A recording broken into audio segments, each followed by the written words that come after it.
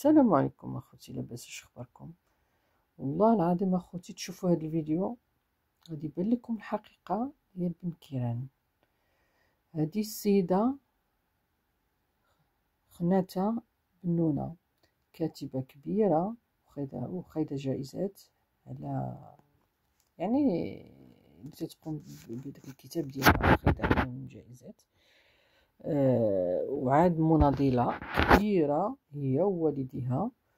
وخوتي غتشوفوا، وهي دابا داخله تتعطي دايره واحد اللقاء مع، سمحوا لي راه دايره واحد اللقاء وكاين بن كيران حداها. وشوفوا ما غاديش يخليها تهضر وما غاديش يخليها تخرج واحد السر اللي كان الخدمه ديال بن كيران اش كان تيدير قبل ما عاد يولي وزير ويولي في الحزب ديالو. اش تيديروا؟ تيمشوا عند الناس وياخذوا لهم فلوسهم بالدعايه بالاسلام، بانهم انهم تعطوا هذاك الشيء لفلسطين. شوف اخوتي والله العظيم، بعداك اش غتقول عليه محمد السادس؟ شوفي تبارك الله.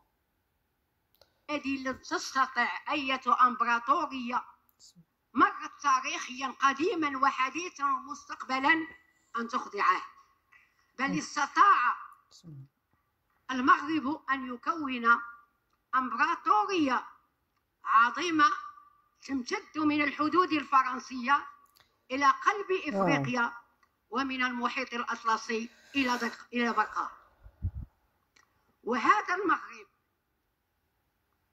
العظيم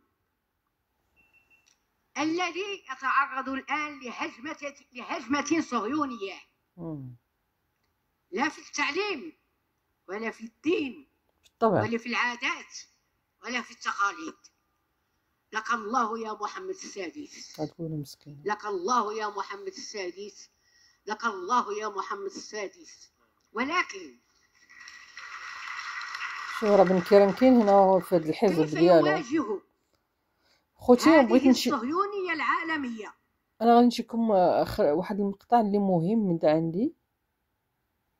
فماك اكثر من اللازم، قلت له اعتقني به يلا. جا عنده هنا واحد الصحفي امريكي بغى يدير معاه حوار، هذاك الشيء في الايام ديالها. وكان ديك الساعه مازال عندي الفرشه السي بن كيران اكرمك الله.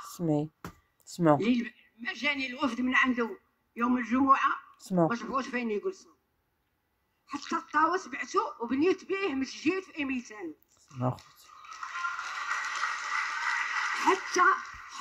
حتى المطبخ عملت به معارض متعدده، حتى الصالون بعته هو والمجوهرات، وساهمت فيه في شراء الاسلحه لفلسطين. مرتين ساهمت في شراء السلاح.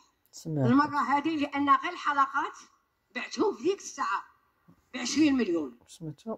جوج ديال السامسونيتات، وحيده انا وحيده ابوي، وامي وحيده وابي وحيد، ولا ورثوا على جدودهم جليلي ولا خليت حاجه. مسكينه كلشي عطاتو في سبيل فلسطين. لكن استاذه خناتة سمعي ما بغاش تهضر هذا الشيء. وسيدات الامهات سمعتي بغى يشعل، بغى يوقفها. لها هي جوج المؤسسات القران الكريم في مالي، سمعي جداد بالغايه المغربيه وسميتها وتمويل بنتها فلانه، وبنيت له هو جوج شاد مصورهم عندي وغادي يخرجوا. على اي حال استاذه خناتة ساهمت ايضا في شراء السلاح. يا استاذه خناتة سمعي الشيء المغاربه عرفوه. لا ما عارفينوش، انت اللي عارفوه. شوف مني بغوا ياخذوا الفلوس ما حسي بالسي ما تنعرفوش، ومني بغات تهضر ما خلاهاش، قال لها هادشي عارفينه. فين عارفينه؟ من الصباح هما كيصفقوا عليك ورا انت يا سيدة. ويلي على من الصباح انت يصفقوا لك وراه غادي واش هذا يا اختي ناري. والله العظيم تفاجئت فيه في هاد ويلي قال من الصباح تيصفقوا لك. على هو التصفيق هو اللي غادي، راه خص الانسان يعرف شنو عطا. ورينا انت اش عطيتي. انا اقول هذا في التليفونات. سمعي راه مقلق. شوفي هذا شو الجهل رغم حينما يهددني سمعي اليهود والميريكان اقول لهم ان قتلت او اختطفت فانا شهيد عند الله وبطل عيد الشعب. سلام. شكرا. لا شكرا، زعما صافي تجمعي ولا بارك الله. غادي نوض لها خوتي ومن بعد غادي ياخذ لها حتى الميكرو وما كاين لا تحيه ليها لا والو، حيت فرشاتو ملي جاو عنده خداو من عندها الفلوس. بغيت غير نقول على الصحفي الامريكي حضر صباحا، مد يداه، مددت يدي، قلت مرحبا بمن جاءني من اسرائيل الكبرى التي تحكمها اسرائيل الصغرى. خلي قال صافي هذه البدايه. قلت له طول اللي عجبك، قلت له احسن ما تعمل اسرائيل الكبرى في نفسها. والله الا هادي يعني هذاك الشيء اللي خصو يديرو هو دارتو هاد السيده. اسرائيل الصغرى. اما انا والله لو مالكت النابالم لحاربتكم به.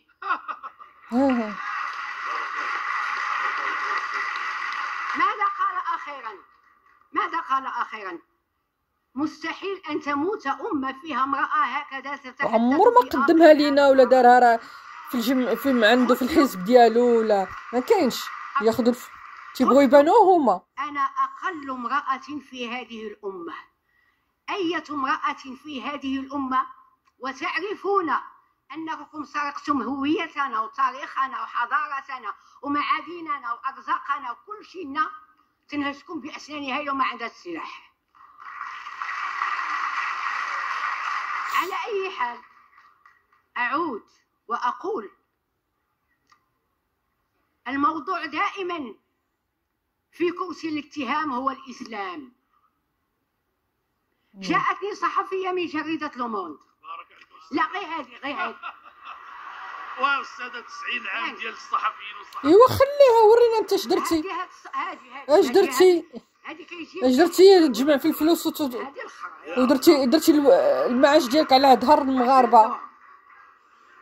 جاءتني المهم في احد الاسئله تلف وتدور وانا جلس خلات تهضر واقول لها اعيدي سيداتي وتعيد واقول لا افهم بحال هاد خينا هذا ولا فهمت ابدا، وانا فاهمه المقصود من الاول.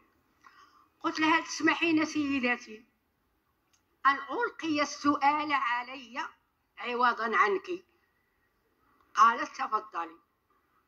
قلت لها المشكل عندكم هو أن الصهيونية أعطتكم صورة مشوهة على العالم العربي والإسلامي، وأنتم تحافظون على هذه الصورة لأنها كتشعركم بداك الاستعلاء الخاوي علينا. إذن نحن أمة متخلفة. لماذا نحن متخلفون؟ لأن المرأة الأم في الأسرة متخلفة، أعطتنا أسرة متخلفة، أعطتنا أبناء متخلفين. زعما كحت الأمة مسلمة هو الإسلام الذي جعلها متخلفة، فأنشأت أسرة متخلفة، فأنشأت مجتمعا متخلفا. سمعتي؟ حشمت وسكتت. قلت لها قبل ما تتصلوا بيا من فرنسا وطلبوا معايا لقاء، عملتوا البحث ديالكم عليا؟ قالت لي نعم. قلت لها ماشي غير كاتبه ولا مناضله ولا قاطريان في العالم. قلت لها عرفتي انني مسلمه؟ غادي نطر لها هنا، غادي نطر لها الميكرو ونأكد لكم انا مسلمه مؤمنه كنأدي الشعائر ومقتنعه عقلا وقلبا بهذا. تبارك الله عليك. اذا انا متخلفه لا تجيو عندي. شوف اخوتي تيقول فاش يقول لا تبارك الله عليك راه عندي وانا المرأة. هذا المهرج هذا والله هذا دوزيام تبون، هو صاحب المبادئ الحقيقيه اللي سرقتيوها. ايوا الشاب بعدك تتحكي على قصه حياتها، والديها وهي الوحيده، وبعت ذهبها وبعت فلوسها يعني بعت فلوسها، سمحوا لي، بعت دابا وبعت الإرث ديالها في سبيل الإسلام وفي سبيل فلسطين وفي سبيل البنات الجوامع في إفريقيا وهذا. وانت اش درتي اخويا؟ اش درتي نايض تهجم عليها فاش تقول الله يكثر من وجاو عندها وخداو من عند داك الشيء الهدايا اللي عطاتهم الفلوس. ودابا جاي ما خلاش تقول حتى الكلام. شوف حشومه عيب، حشومه